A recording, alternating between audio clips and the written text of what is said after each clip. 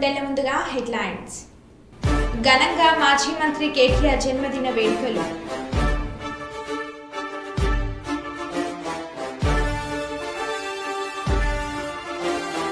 ఇల్లందు ప్రభుత్వ వైద్యశాలను ఆకస్మిక తనిఖీలు చేసిన జిల్లా కలెక్టర్ జితేష్ వి పాటిల్.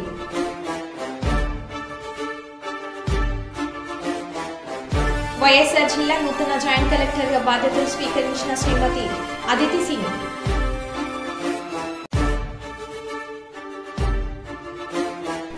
రెడ్ బుక్ లో భాగంగానే లోకేష్ ఇదంతా చేస్తున్నారు. మాజీ మంత్రి వైఎస్ జగన్మోహన్ రెడ్డి.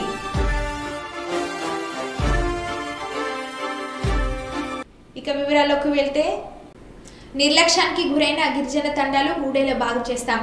రోడ్లు, విద్యుత్తు, వైద్యం, విద్య వంటి మౌలిక సదుపాయాల కల్పనకు ప్రత్యేక కార్యాచరణ శాసనసభలో వెల్లడించిన ముఖ్యమంత్రి రేవంత్ రెడ్డి. తెలంగాణ రాష్ట్రం అభివృద్ధి చెందిందా లేదా అనేది మనం చర్చించుకోవాలనుకుంటే, తెలంగాణ రాష్ట్రంలో ఉన్న గిరిజనుల నివాస ప్రాంతాలకు రవాణా సౌకర్యము, తాగునీటి సమస్య పరిష్కారము, పిల్లలు చదువుకోవడానికి పాఠశాలలు ఏర్పాటు చేసినప్పుడే నిజమైన తెలంగాణ రాష్ట్రం యొక్క ఉద్దేశము నెరవేరినట్టు. ఈ మధ్యకాలంలో నేను చాలా విషయాలు, నా నియోజకవర్గంలో కూడా తమరికి తెలుసు, తమరి పక్కనే ఉంటుంది బొమ్మరాజ్పేట మండలం. దాదాపుగా 72 తండాలు ఉన్నాయి ఒక మండలంలో. చాలా తండాలకు రవాణా సౌకర్యం లేదు, కానీ అవి గ్రామ పంచాయతీలుగా మారినాయి. ఆ ఊర్లో పాఠశాల లేకపోయినా, ఆ ఊరికి రోడ్డు లేకపోయినా, కొన్ని తండాలలో కరెంటు లేకపోయినా మనం వాటిని గ్రామ పంచాయతీలుగా వాటికి హోదా ఇచ్చినాం. అందుకే ఈ ప్రభుత్వం నిశితంగా గమనించి ఈ తెలంగాణ రాష్ట్రంలో ఉన్న అన్ని తండాలలో గ్రామ పంచాయతీలుగా రూపాంతరం చెందిన, గతంలోనే గ్రామ పంచాయతీలుగా ఉన్న తండాలకు ఖచ్చితంగా తండాల నుంచి మండల కేంద్రానికి 100% బీటీ రోడ్డు వెయ్యాలి అని మా ప్రభుత్వం నిర్ణయం తీసుకున్నది. అందుకే రాష్ట్ర ప్రభుత్వం ప్రత్యేకమైన కార్యాచరణ తీసుకొని ఇప్పటి వరకు నిర్లక్ష్యానికి గురైన తండాలను, గూడాలను, మారుమూల ప్రాంతాలను అభివృద్ధి పదం వైపు నడిపించాలని ఈ ప్రభుత్వం భావిస్తుంది. తండాలలో, గూడాలలో విద్యుత్తు సమస్య పరిష్కారానికి, విద్య సమస్య పరిష్కారానికి, ఆ తండాల నుంచి మండల కేంద్రాలకు కనీసం ఒక్కటైనా బీటీ రోడ్డును ఏర్పాటు చేసే సమస్య పరిష్కారానికి, మండలాల నుంచి జిల్లా కేంద్రానికి మిగిలిపోయిన డబుల్ రోడ్లు ఏవైతున్నాయో వాటిని పూర్తి చేయడానికి, జిల్లా కేంద్రాల నుంచి హైదరాబాద్ నగరానికి 4 లేన్ రోడ్స్ వేయాలని ఈ రాష్ట్రంలో ఎక్కడైనా ప్రతి వాడికి ఒక మంచి రవాణా సౌకర్యం ఏర్పాటు చేయడం ద్వారా ఇవాళ పేదవాళ్ళు కష్టపడి వాహనాలు కొనుక్కుంటున్నారు, కానీ సొంత ఊరికి పోవాలంటే రోడ్డు ఉండడం లేదు. సైకిల్ మోటార్ల మీద పోయి గుంతలలో పడి కింద పడి భార్య పిల్లలతో పోతూ ప్రమాదానికి లోనై చనిపోతున్నారు. దీనికి కారణం మనం సరైన మౌలిక వసతులు ఏర్పాటు చేయకపోవడం. అందుకే రాష్ట్ర ప్రభుత్వం ప్రత్యేకమైన కార్యాచరణ తీసుకొని ఇప్పటి వరకు నిర్లక్ష్యానికి గురైన తండాలను, గూడాలను, మారుమూల ప్రాంతాలను అభివృద్ధి పదం వైపు నడిపించాలని ఈ ప్రభుత్వం భావిస్తుంది. తెలంగాణ అభివృద్ధి అంటే తండాలలో, గూడాలలో కనీస సౌకర్యాలను ఏర్పాటు చేసినప్పుడే తెలంగాణ రాష్ట్ర అభివృద్ధి జరిగినట్టు అని బలంగా మా ప్రభుత్వం భావిస్తుంది.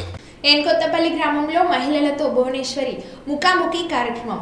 ఈ కార్యక్రమంలో ఎమ్మెల్సీ కంచుల శ్రీకాంత్ మాట్లాడుతూ కుప్పం నియోజకవర్గానికి భువనమ్మ రావడం మనకు పండగలాంటిది. చంద్రబాబు, లోకేష్ భువనమ్మ కుప్పం ప్రజలపై ప్రేమాభిమానాలు కురిపించడం మన అదృష్టం. మహిళలకు ఎలాంటి సమస్యలున్నా భువనమ్మకు వినతి పత్రంలో తెలియజేస్తే పరిష్కరిస్తారు అని అన్నారు. సర్పంచ్ రాజశేఖర్ మాట్లాడుతూ మా గ్రామ పంచాయతీలో 2024లో మంచి మెజార్టీ వచ్చింది. మా గ్రామంలోని PHNCలో ఎలాంటి మౌలిక సదుపాయాలు లేవు. మా గ్రామంలో ఉద్యోగ ఉపాధి అవకాశాలు కల్పించాలి. మా గ్రామంలోని పాడి రైతులకు బ్యాంక్ బ్రాంచ్ ఏర్పాటు చేస్తే చాలా ఉపయోగంగా ఉంటుందని అన్నారు.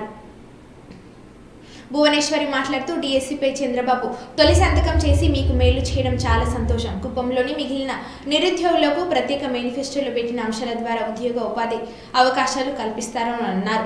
రానున్న కాలంలో మీ ప్రతి కష్టంలోనూ మీకు తోడుగా ఉంటాను, మీ సమస్యలను పరిష్కరిస్తాను. కుప్పం నియోజకవర్గంలో ప్రతి ఇంటికి మంచినీటి కుళాయిలు, రోడ్లు అందుబాటులో, పాఠశాలలు వంటి మౌలిక సదుపాయాలను తీసుకురావడానికి చంద్రబాబు, లోకేష్ ప్రయత్నిస్తున్నారు. కుప్పం అభివృద్ధి కోసం ప్రత్యేక అధికారిని చంద్రబాబు నియమించారు అని అన్నారు. అలాగే కొంతకాలం నుండి నూలుకుంట గ్రామానికి చెందిన కరిసిద్దప్ప అనే వ్యక్తిపై ఏనుగు దాడి చేసింది. ఈ దాడిలో కరిసిద్దప్ప తీవ్రంగా గాయపడ్డారు. కరిసిద్దప్పకు అటవీ శాఖ నుండి పరిహారంగా వచ్చిన 88,745 రూపాయల చెక్కును నార భువనేశ్వరి అండ్ కొత్తపల్లి గ్రామంలో అందించారు. ఈ కార్యక్రమంలో అటవీ శాఖ సిబ్బంది కూడా పాల్గొన్నారు. చెప్పారు ప్రతి ఇంటికి నీళ్ళ కొళాయి, అట్లానే గ్రామాలకి రోడ్లు కానీ, కరెంట్లు కానీ, స్కూళ్ళు కానీ 2-3 స్కూళ్ళు దూరంగా ఉండేవన్నీ మూసిపట్టడం జరిగింది. అవి కూడా తప్పకుండా తెరిచి అక్కడ టీచర్లు కూడా రావట్లేదు అన్నారు, ఎందుకంటే స్కూల్స్ లోపలికి ఉన్నాయని. ఆ స్కూల్స్ కూడా లోకేష్ అంటాం ఏమైనా స్పెషల్ ఇన్సెంటివ్ ఏమన్నా ఎక్స్ట్రాగా ఇచ్చి ఆ దూరపు స్కూల్లోకి మన టీచర్ని పంపించేటట్టు ఆలోచిస్తానని ఆయన చెప్పారు. సో తప్పకుండా ప్రతి గ్రామానికి ఏమి కావాలో తప్పకుండా చంద్రబాబు నాయుడు గారు చూస్తారు. దానికోసం స్పెషల్ ఆఫీసర్ని ఆయన మొన్న తీసుకొచ్చారు. జరిగే మీ ప్రాబ్లమ్స్ అన్ని ఆయన చూసుకుని గ్రామానికి ఏం కురుక్షేత్రంలోకి పంపించింది మహిళలు. వాళ్ళకి ముందల మనం జోహార్ అనే చెప్పాలి. ఇంకా చంద్రబాబు నాయుడు గారి గురించి నేనేం మీకు ఎక్కువ చెప్పక్కర్లేదు, ఎందుకంటే ఆ నమ్మకంతోనే ఆయన్ని ఇన్నిసార్లు 8 సార్లు మీరు గెలిపించారు. అదే కాకుండా ఆయన ఏ నియోజకవర్గానికి కూడా ఆయన స్పెషల్ మేనిఫెస్టో అనేది తీసుకురాలేదు. మన కుప్పం నియోజకవర్గానికి ఆయన స్పెషల్ మేనిఫెస్టో అనేది తీసుకొచ్చారు. ఎందుకంటే మనందరికీ తెలుసు, మన బిడ్డలు తల్లిదండ్రుల దగ్గర నుంచి దూరంగా చెన్నై, తమిళనాడు, కర్ణాటక అటంతా వాళ్ళ ఉద్యోగాల కోసం, కొత్తపల్లి, తర్వాత నడుమూరు, వీళ్ళందరూ పైపాలెం బూతులు, వాళ్ళందరికీ నా హృదయపూర్వక నమస్కారాలు. ఎందుకంటే పోయిన ఎలక్షన్లో మైనస్ ఉన్నా కూడా ఈసారి మీ భవిష్యత్తు కోసం మీకు ఇట్లా భయపడతా బ్రతకూడదు, మనకి స్వాతంత్రం ఉండాలి, మన భూములు మనం రక్షించుకోవాలని మీరందరూ కలిసి ఈ బూతుల్లో మీరు మెజారిటీ తీసుకొచ్చారు. దానికి కూడా మీ అందరికీ జోహార్లు. తర్వాత చంద్రబాబు నాయుడు సూపర్ 6 అనేది అనౌన్స్ చేశారు ఎలక్షన్ ముందల. మహిళలకి, ఎస్పెషలీ మహిళలకి చాలా హామీలు ఇచ్చారు. తప్పకుండా ఆయన అవన్నీ తీసుకెళ్తారు. యువకులకి 20 లక్షల ఉద్యోగాలు అన్నారు. తప్పకుండా అది కూడా ఆయన తీసుకొస్తారు. ఎందుకంటే రేపు యువకులే మన రాష్ట్రాన్ని గాని దేశాన్ని గాని ముందుకు తీసుకెళ్ళాలి, మన యువకులు. అదే కాకుండా మన తెలుగుదేశం బిడ్డలకి, తెలుగుదేశం ఆడపడుచులకి ప్రతి ఒక్కరికి పేరు పేరున నా హృదయపూర్వక నమస్కారం.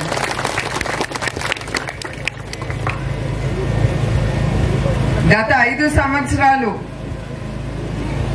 మీరే కాదు, మీ కుటుంబాలు కూడా చాలా ఎదుర్కొన్నాయి వైసీపీ ప్రభుత్వం అరాచకాలు. అందుకే ఆ అరాచకాలు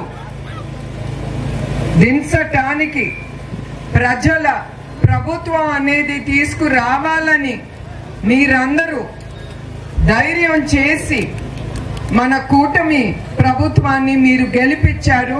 మీ అందరికీ జోహార్లు. కూటమి ప్రభుత్వం, మీ ప్రభుత్వం, ప్రజల ప్రభుత్వం అంటే ఏంటి? ఖమ్మం జిల్లా నేలకొండపల్లి మండలం భైరవునిపల్లి గ్రామానికి చెందిన గుండపునేని పరాంకుశరావు గత ఏడాది మృతి చెందారు. తండ్రి జ్ఞాపకార్థంగా తన కుమారులు గుండపునేని రామచంద్రరావు, గుండపునేని లక్ష్మణరావులు ఆంధ్రప్రదేశ్ రాష్ట్రంలోని ఎన్టీఆర్ జిల్లా తిరువూరులో తండ్రి పరాంకుశరావు సజీవంగా నిలిచి ఉన్నట్లుగా సహజత్వం ఉట్టిపడేలా నిల్వెత్తు విగ్రహాన్ని తయారు చేయించి తమ పొలం వద్ద ప్రత్యేకంగా నిర్మించిన గదిలో ఏర్పాటు చేశారు. రోడ్డు పక్కనే విగ్రహాన్ని ఏర్పాటు చేయడంతో అటువైపుగా వెళ్లేవారు విగ్రహాన్ని ఆసక్తిగా చూస్తున్నారు. కంటే ఇలాంటి కొడుకుల్ని కనాలి అంటూ గొప్పగా చెప్పుకుంటున్నారు. తండ్రిపై ఇంత ప్రేమను చూపుతున్న కుమారులను గ్రామస్తులు అభినందిస్తున్నారు. తల్లిదండ్రులకు భోజనం పెట్టని పిల్లలు ఉన్న ఈ రోజుల్లో తండ్రి గుర్తుగా భారీ విగ్రహాన్ని ఏర్పాటు చేసి పలువురు మన్ననలను పొందుతున్నారు.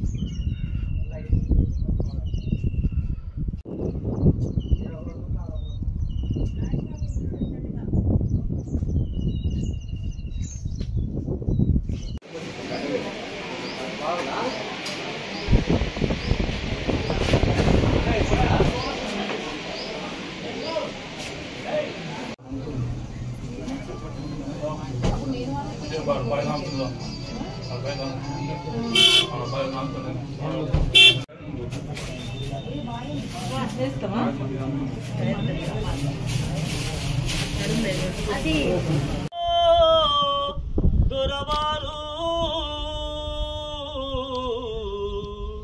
విడిచావా మమ్మందరినీ దొరవారు, నేల రాలిన పువ్వా మల్లి పూయలేవా, మాకొక్కసారి రావా, నేల రాలిన పువ్వా మల్లి పూయలేవా, మా గుండెలు పిండిన మరణమా.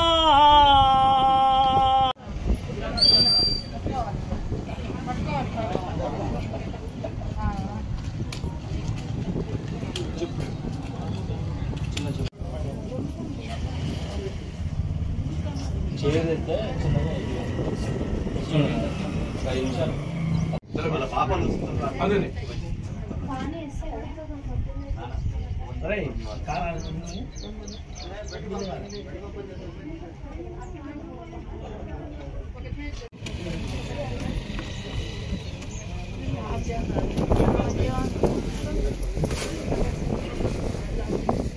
नमो भौतिजाय मानवनाम केतु रुषसामित्यग्रे भागं देवेभ्यो यज्ञाप्यायं प्रचन्द्रमाश्चरति दीर्घामायुः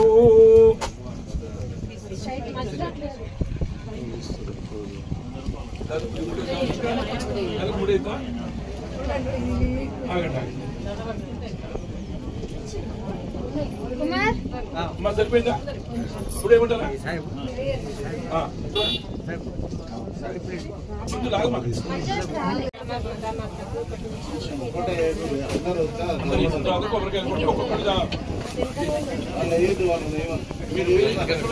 రామచంద్రరావు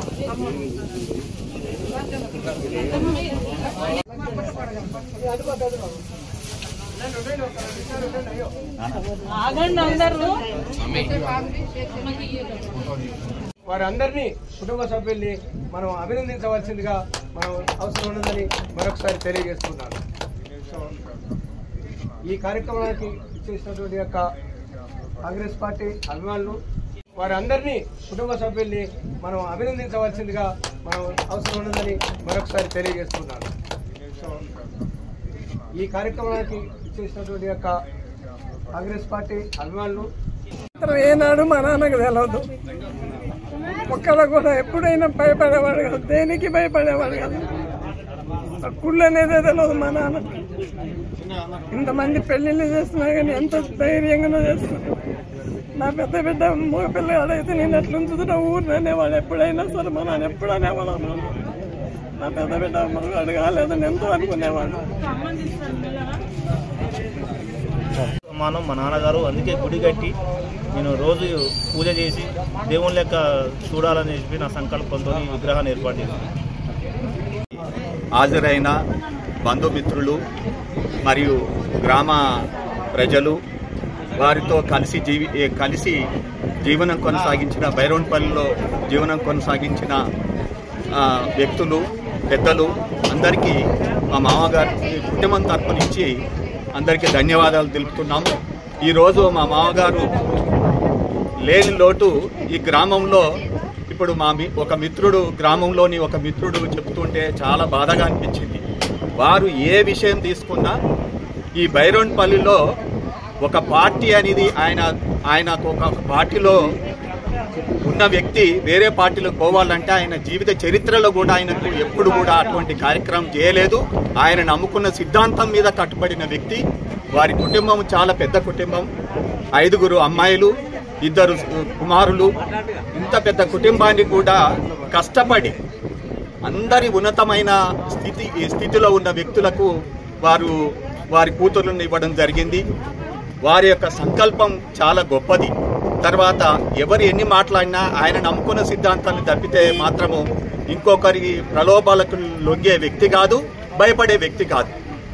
ఒక సందర్భంలో కూడా వారి విషయం గురించి వేరే వ్యక్తులు చెప్తుంటే నేను విన్న సందర్భం ఏంటంటే, ఇక్కడ కమ్యూనిస్టులకు పేరున్న గ్రామం ఇది అయినా వారితోని సిద్ధాంతపరంగానే మాత్రం కానీ వ్యక్తిగతంగా ఎప్పుడు కూడా ద్వేషణలు చేయలేదు. ఆయనే ఇబ్బందులకు లోనయ్యాడు. ఒక దశలో ఆయనని ఇంట్లో పెట్టి అతన్ని స్మాష్ చేయాలి, అతన్ని ఏదో ఒక డ్యామేజ్ చేయాలని ఒక సంకల్పంతో వచ్చినా కానీ భయపడకుండా వారి నుండి పక్కకు తొలగించుకొని ఆయన ప్రయత్నంతో ఆయన వెళ్ళడం జరిగింది. అటువంటి గ్రామంలో ఎవరితోనూ కూడా ఇప్పటికి కూడా కమ్యూనిస్టులు కానీ, కాంగ్రెస్ వారు కానీ, తెలుగుదేశం కానీ వారు ఎవరన్నా కానీ అందరితోని ఒక ఫ్రెండ్షిప్గా, ఒక మంచి ఆప్యాయతగా ఉన్న వ్యక్తి. తర్వాత తన దృష్టిలో ప్రాముఖ్యంగా ఆయన ఏంటంటే, ఎవరైతే కుమారులు అమ్మా నాన్నకు అన్నం పెట్టారో అటువంటి వ్యక్తులని మాత్రం అతను సహించే వ్యక్తి కాదు. అతన్ని పిలిపించి ఆయన తోచిన విధంగా న్యాయం, ఎవరు కూడా కన్న తల్లిదండ్రులను మీరు ఇబ్బంది పెట్టొద్దు, వాళ్ళకు మంచిగా చూసుకోవాలని చెప్పి వాళ్ళని దొబ్బులాడించి వాళ్ళలో సయోధ్య గురించి కొడుకులకు, తండ్రులకు సయోధ్య, అమ్మ నాన్నలకు సయోధ్య గురించి పంపించిన మా మామగారు చాలా ధన్యులు. వారు లేకపోవడం అనేది మాకు కూడా చాలా, మేము కుటుంబ పరంగా మా వదినలు కానీ, మా మర్దళ్ళు కానీ, మా బామర్దులు కానీ మేమెంతో. భద్రాద్రి కొత్తగూడెం జిల్లా భద్రాచలం ప్రభుత్వ ఆసుపత్రిలో పురిటి నొప్పులతో బాధపడుతున్న 2 గర్భిణులకు అత్యవసరంగా సర్జరీ చేసి కాన్పు చేశారు భద్రాచలం ఎమ్మెల్యే డాక్టర్ తెల్ల వెంకట్రావు. భద్రాచలం ప్రభుత్వ ఆసుపత్రిలో వైద్యులకు జరిగిన బదిలీలో భాగంగా డాక్టర్లు అందరూ వివిధ ప్రాంతాలకు వెళ్లారు. ఆసుపత్రిలో వైద్యులు ఎవరు లేకపోవడంతో 2 నిండు గర్భిణులకు పురుడు పోయాల్సిన అవసరం వచ్చింది. ఒకవైపు భారీ వర్షాలు, మరోవైపు వరద ప్రాంతాల సందర్భంగా ఉన్నప్పటికీ భద్రాచలం ఎమ్మెల్యే డాక్టర్ వెంకట్రావు వెంటనే భద్రాచలం ప్రభుత్వ ఆసుపత్రికి వెళ్లి ప్రసవ వేదనతో ఇబ్బంది పడుతున్న 2 గర్భిణులకు పురుడు పోశారు. 2 గర్భిణులు 12 శిశువులకు జన్మనిచ్చారు. అత్యవసర పరిస్థితుల్లో డాక్టర్గా సేవలు అందించిన ఎమ్మెల్యే తెల్ల వెంకట్రావుకు సర్వత్రా అభినందనలు వెల్లువెత్తుతున్నాయి.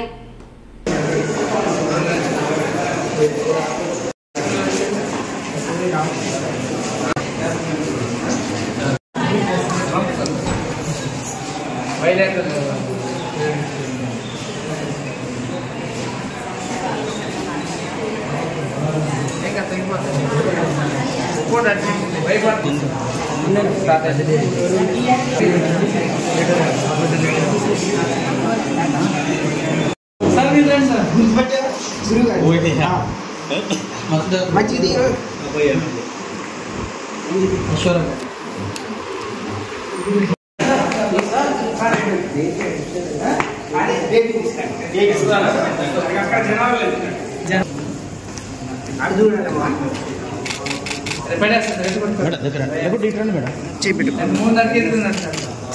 కొంచెం కింద కనబడేటట్టు.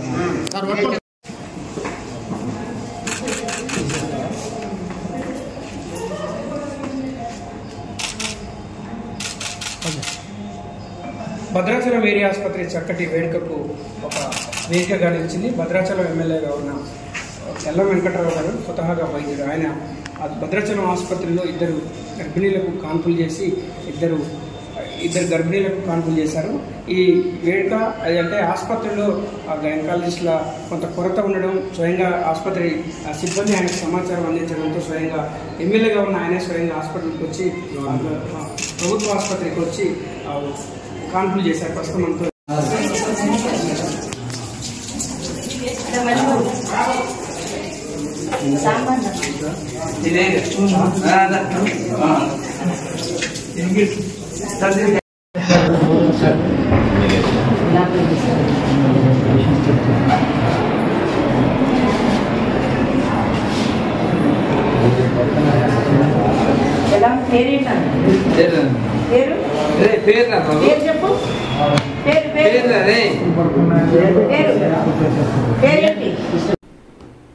కేంద్ర బడ్జెట్లో తెలంగాణకు తీవ్ర అన్యాయం జరిగిందని కాంగ్రెస్ పార్టీ జిల్లా నాయకులు జాతీయ బీసీ సంక్షేమ సంఘం రాష్ట్ర కార్యదర్శి శంతన్ రామరాజు అన్నారు. గురువారం నాడు స్థానిక ఎమ్మెల్యే క్యాంప్ కార్యాలయంలో బడ్జెట్పై విలేకరుల సమావేశం ఏర్పాటు చేశారు. నిరుద్యోగ జేఏసీ జిల్లా అధ్యక్షులు కమ్మగాని కృష్ణమూర్తి అధ్యక్షతన జరిగిన సమావేశంలో శంతన్ రామరాజు మాట్లాడుతూ బీజేపీ పార్టీ సబ్కా సాత్ సబ్కా వికాస్ పూరా చుటా అని ధ్వజమెత్తారు. దాదాపు 1 కోటి కేంద్ర బడ్జెట్లో తెలంగాణకు అరకొర నిధులు కేటాయించడం దుర్మార్గమని ఆగ్రహం వ్యక్తం చేశారు. 8 ఎంపీ సీట్లు మీకిస్తే గుండుసున్న ప్రజల చేతిలో పెట్టడం ఎంతవరకు న్యాయమని ప్రశ్నించారు.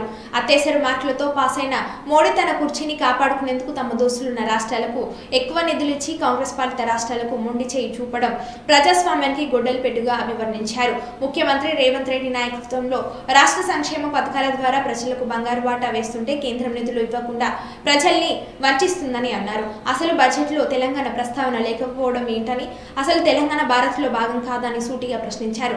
కేంద్రం ప్రవేశపెట్టిన ఈ బడ్జెట్ను తీవ్రంగా వ్యతిరేకిస్తున్నామని అన్నారు. సబ్కా సాత్ సబ్కా వికాస్ ఇది బీజేపీ ప్రభుత్వ నినాదం. ఇదంతా సబ్కా సాత్ సబ్కా వికాస్ అనేది పూరా జూటా. ఇవాళ తెలంగాణకు మరి మోడీ మోసం చేసిండు. 5 కోట్ల తెలంగాణ ప్రజలను మోసం చేసిండు. చాలా బాధాకరమైన విషయం ఇది. ఎందుకంటే 2014లో మరి ప్రారంభమైనటువంటి తెలంగాణ ప్రస్థానం గత 10 సంవత్సరాలు కూడా అన్ని విధాలుగా ప్రజలను విధ్వంసం చేసేటువంటి చరిత్ర టీఆర్ఎస్ పార్టీది. అదే క్రమంలో కేంద్రంలో అధికారంలో ఉన్నటువంటి యొక్క బీజేపీ పార్టీ కూడా తెలంగాణ మీద అక్కసు కక్కుతూ తెలంగాణ రావాల్సిన నిధులను మరి తొక్కిపడుతూ ఇవాళ కాంగ్రెస్ ప్రభుత్వాన్ని మళ్ళీ విమర్శించే స్థాయికి ఇవాళ దిగజాడడానికి చాలా సిగ్గు చేసిన విషయం. ఇవాళ కేంద్ర బడ్జెట్ దాదాపుగా 48 లక్షల కోట్లు. ఈ 48 లక్షల కోట్ల లోపల మరి తెలంగాణకు కేటాయించింది నామమాత్రం. చాలా సిగ్గుపడాలి. ఇవాళ కేంద్ర ప్రభుత్వ పెద్దలు అంటున్నారు మరి ఇది కేవలం ఒక తెలంగాణ రాష్ట్రానికి కాదు, ఇది దేశానికి సంబంధించింది. అంటే ఈ దేశంలో మరి తెలంగాణ భాగం కాదని చెప్పేసి మేము ప్రశ్నిస్తున్నాం. మీరు ప్రవేశపెట్టేటువంటి యొక్క బడ్జెట్ ఏదైతే ఉందో కేవలం మీ యొక్క ప్రభుత్వానికి, ఎందుకంటే అత్యవసర మార్కులతోటి పాస్ అయినటువంటి ప్రభుత్వాన్ని ఏర్పాటు చేసినటువంటి మీరు మీ ప్రభుత్వాన్ని కాపాడుకోవడం కోసం మీ మిత్రులు మీ భాగస్వామ్య పార్టీ ఉన్నటువంటి రాష్ట్రాలకు ఎక్కువ నిధులు కేటాయించి తెలంగాణను అవమానించే విధంగా, తెలంగాణ ప్రజలు వంచే విధంగా ఇలా మీరు బడ్జెట్ లోపల మాకు నిధులు మరి ఏమాత్రము ఇవ్వకుండా మమ్మల్ని అవమానపరిచిందని చెప్పేసి మేము దీని యొక్క తీవ్రంగా ఖండిస్తున్నాం, వ్యతిరేకిస్తున్నాం. మాకు రావాల్సినటువంటి రైల్వే కోచ్లో ఫ్యాక్టరీలు కావచ్చు, మాకు రావాల్సినటువంటి మరి బయ్యారం ఉక్కు పరిశ్రమ కావచ్చు, ఇంకా రకరకాలుగా ఈ రాష్ట్రానికి మేము జీఎస్టీ రూపం లోపల పన్నుల రూపం లోపల కొన్ని లక్షల కోట్లు కడుతున్నా మీరు మాకు ఇచ్చేది ఏందని చెప్పేసి ఇలా తెలంగాణ సమాజం మేము ప్రశ్నిస్తుంది. ఇక్కడ నుండి బీజేపీ వాళ్ళు కావచ్చు, అదేవిధంగా టీఆర్ఎస్ వాళ్ళు కూడా కావచ్చు.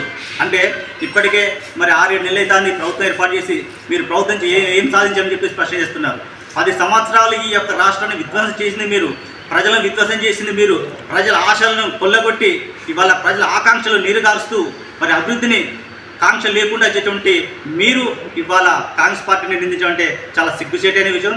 దొంగలు ఊరు పంచుకుంటూ మీరు ఇద్దరు ఒకటే తెలంగాణ దోచుకు తిన్నారు, ప్రజలంతా గమనిస్తున్నారు. కాబట్టి మిమ్మల్ని ప్రజలు ఎక్కడ పెట్టాలో అక్కడ పెట్టారు. ఇప్పటికైనా అవాకులు చెవాకులు పెరగడం అని ఈ యొక్క రాష్ట్రానికి రావాల్సిన నిధుల గురించి మీరు మాట్లాడాలి. ఈ రాష్ట్రం హక్కుల కోసం మీరు పోరాటాలు చేయాల్సిన అవసరం ఉంది. ఇలా రేవంత్ అన్న నాయకత్వం లోపల ఈ రాష్ట్రం సుభిక్షంగా అన్ని వర్గాల ప్రజలు ఇవాళ 6 గ్యారెంటీలతోటి సంతోషంగా ఉన్నారు. అదేవిధంగా మరి మాన్కోట శాసనసభ్యులు డాక్టర్ ముల్లయ్య గారి ఆధ్వర్యం లోపల అదేవిధంగా మా డీసీ అధ్యక్షులు జిన్నారెడ్డి భరత్చంద్ర రెడ్డి గారి నాయకత్వం లోపల మేమందరం కూడా ఈ యొక్క కేంద్ర ప్రభుత్వం చేసినటువంటి ఈ చర్యకు కేంద్రంలో మాకు తీవ్ర అన్యాయం జరిగింది. మోడీ చేసిన మోసానికి మేము తెలంగాణకు ప్రవేశపెట్టినటువంటి బడ్జెట్ చాలా నిరాశగా ఉంది. ఎందుకంటే తెలంగాణ రాష్ట్రం ఏర్పడి 10 సంవత్సరాలైంది. ఈ రాష్ట్రం ఏర్పడుతున్నప్పుడు విభజన చట్టంలో ఉండేటువంటి రైల్వే కోచ్ కానీ, బయ్యారం ఉక్కు కానీ, అదేవిధంగా గిరిజన యూనివర్సిటీకి కానీ కనీసం వాటికి నిధులు కేటాయించలేదు. ఎందుకంటే ఇది తెలంగాణ మీద ఇవాళ మన మోడీకి ఉండేటువంటి ఒక చిన్న చూపు.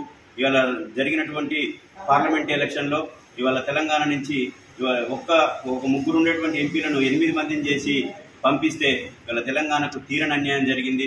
అదేవిధంగా రైల్వే కోచ్ మన కాశీపేట రైల్వే కోచ్ అనేటువంటిది ఎప్పటి నుంచో ఎదురు చూస్తున్నటువంటి ప్రాజెక్టు. ఆ ప్రాజెక్టు కనీసం ₹1 కూడా నిధులు కేటాయించకపోవడం అనేటువంటిది చాలా బాధాకరం. అదేవిధంగా బయ్యారం ఉక్కు పరిశ్రమ వేలాది మందికి ఉపాధి కలిగేటువంటి బయ్యారం ఉక్కు పరిశ్రమ కూడా కనీసం దాన్ని ఊసెత్తకపోవడం అనేటువంటిది చాలా విచారం. ఇవాళ 8 మందిని గెలిపించినటువంటి బీజేపీ ఎంపీలు ఖచ్చితంగా ఇలా పార్లమెంట్లో నిలదీయవలసినటువంటి అవసరం ఉంది.